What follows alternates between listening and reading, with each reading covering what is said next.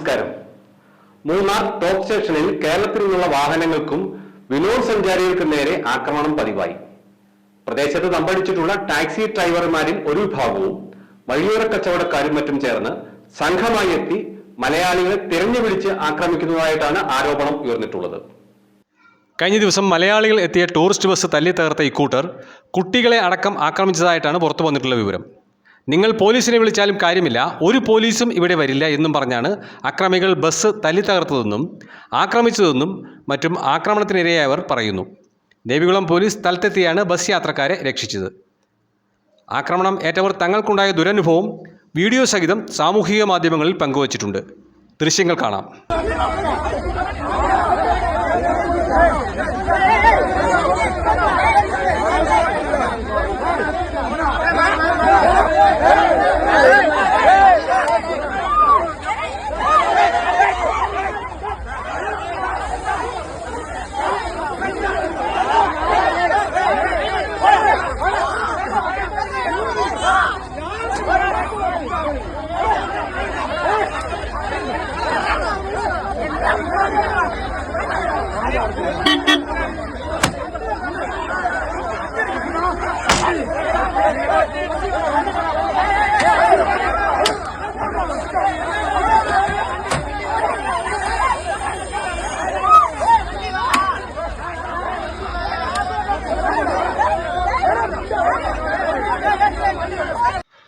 കൂടുതലും തമിഴ്നാട്ടിലെ കൊരങ്ങണി police station പരിധിയിൽ വരുന്ന പ്രദേശത്താണ് ഇത്തരം ആക്രമണങ്ങൾ നടക്കുന്നത്.